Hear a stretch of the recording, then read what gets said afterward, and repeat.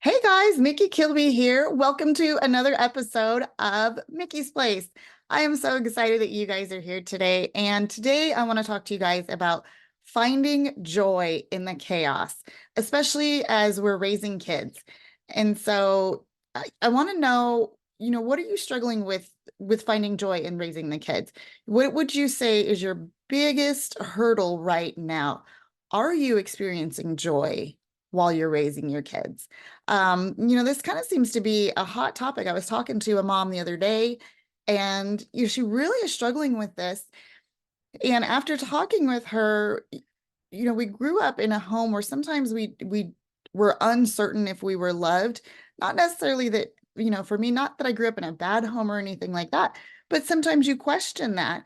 And, that sometimes makes it a little bit hard to show love to our kids because we're unsure of what that looks like, And so I want to give you guys a little bit of background about my experience as a mom. I've got 7 kids now, but after I had 4 kids, I couldn't remember how many I'd had at that point. I really struggled, and I remember having a meltdown. And a friend of mine had 6 kids, and she looked like she had it all together and was doing amazing. She was the stay-at-home mom, homeschooling, had, like on the surface, I thought everything was fantastic. Why couldn't I do that? And I only had 4 kids. It was just a real struggle for me. And I realized that I thought all these other moms had it together and that I was the only one struggling. And that's not the case. So many of us struggle all the time with raising our kids, and we're not alone in that. And I want to encourage you guys that you are not alone in your struggle to raising children. You're not alone in your struggle to find joy in raising the kids. So I want to give you guys some tips today. And one of the things that has helped me is creating a bonding moment with each child. The more children you have, the more time that takes. So for us, having 7 kids, we try to spend individual time with each of the kids, and we call it special time in our family. And as an example, yesterday I had to go do something, take my brother and go do something for him. So I wasn't home, but my husband was able to go have some special time with our 7-year-old. And that was really important for her. She kept asking him, and he'd been busy. And so he got home from work early and prioritized taking her out. And I think they went to the coffee shop or something. It was just something small but quick. And she felt like she was his complete world in that moment. And when we can implement that on a regular basis, we find that there's less chaos in the house. Things become more manageable, and the kids start to behave better because they individually feel like they are super important to mom and dad. So try taking your kids out individually. If you maybe you're a single mom and that's a real struggle for you, find somebody that can maybe babysit the other. Let's say you've got 4 kids, maybe find somebody that can babysit the other 3 kids for 30 minutes. It doesn't take a lot of time, just a little bit of time. Or put the other 3 kids in front of a movie and then take the other one child aside and share a little piece of chocolate if you feel like you can't get out of the house, or you can't find any babysitters. So, and then another thing that we try to do, and this was a little bit kind of hard for me when the kids were younger, is to laugh through the chaos, laugh at the mistakes that are being made, laugh at the spilled milk, and don't take it so seriously. And I know as moms, sometimes we get in there and we have cleaned everything up and we're like, yes, my house looks amazing. Woohoo.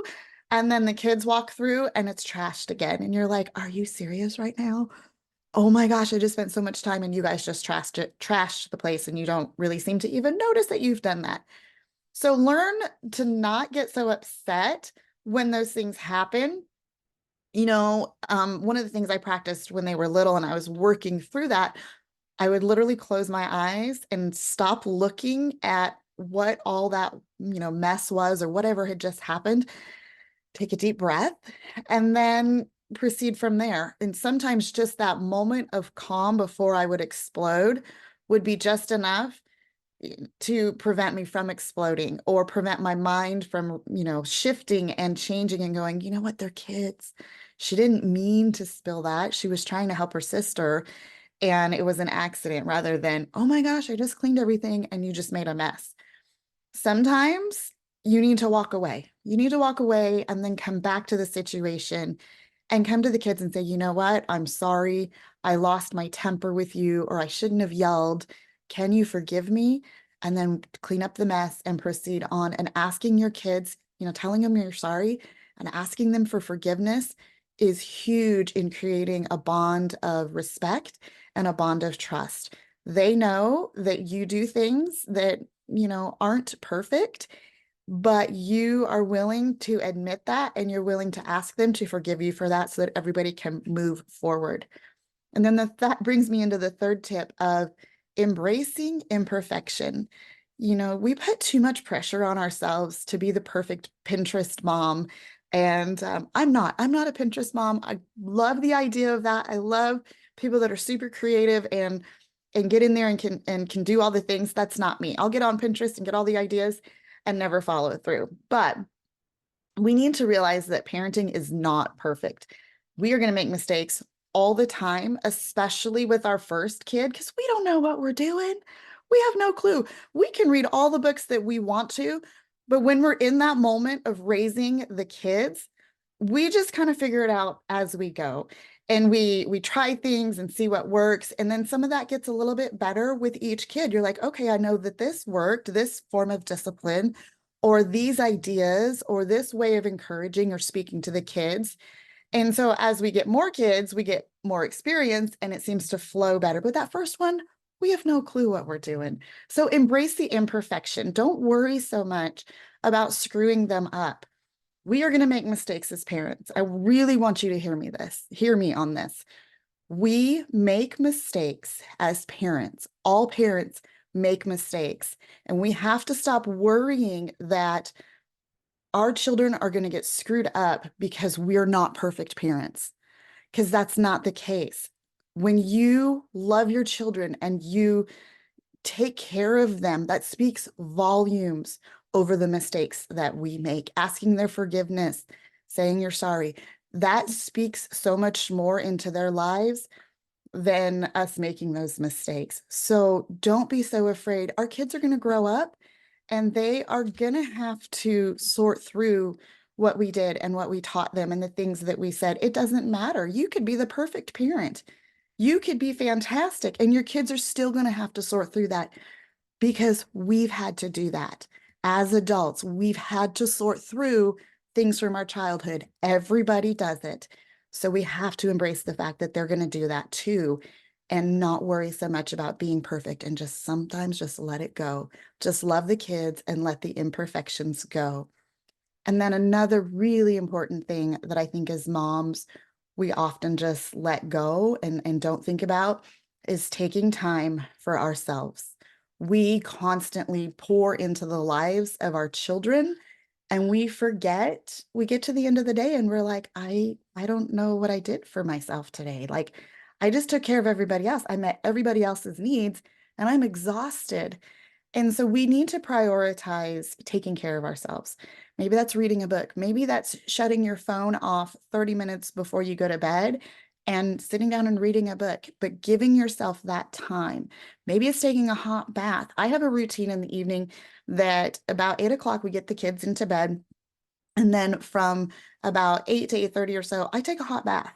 And then after that, I sit down and I read a book. And I try to be really careful that at 8 o'clock, I'm not on my phone anymore so that my brain has that downtime and I'm ready for bed. But there's so many books. I have a stack of books. I wish you guys could see. I have a stack of books sitting here that I want to work my way through.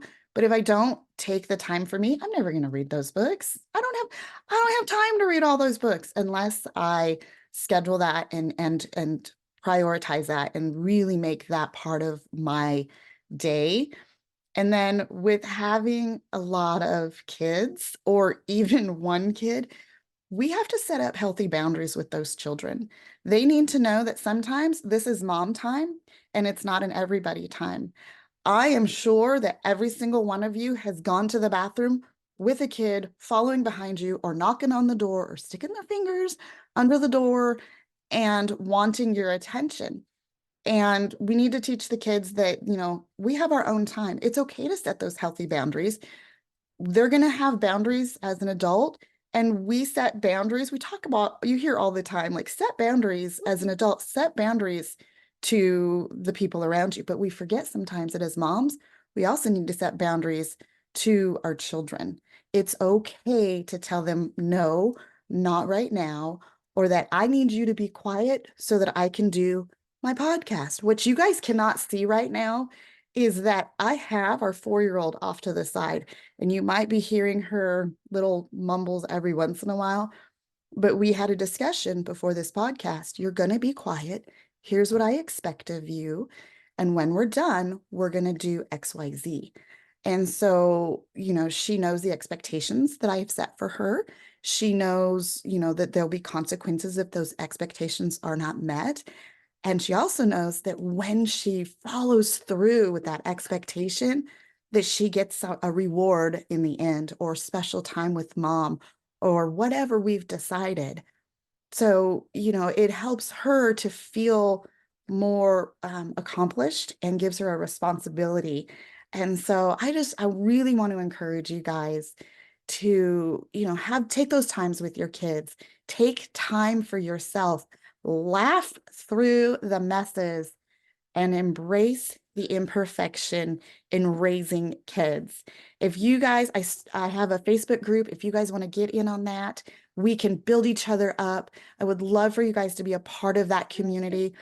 I will put the link down below in the show notes. If you're watching on YouTube, it'll be down in the description. Wherever you're catching this podcast or video, I want you to know that I'm here for you. Let's do this together. Let's parent our kids. It takes a village. Let's be that village. You guys, I love you guys so much. Thank you for taking time today. If you guys got value out of this, make sure you share this with other moms. Let's get this out there. Let's help other people. Subscribe to the podcast or YouTube channel. Join us in the Facebook community. Take a screenshot of this. Hi, or if you're on the podcast, take a screenshot of it. Tag me on Instagram at Mickey's Place Mickey's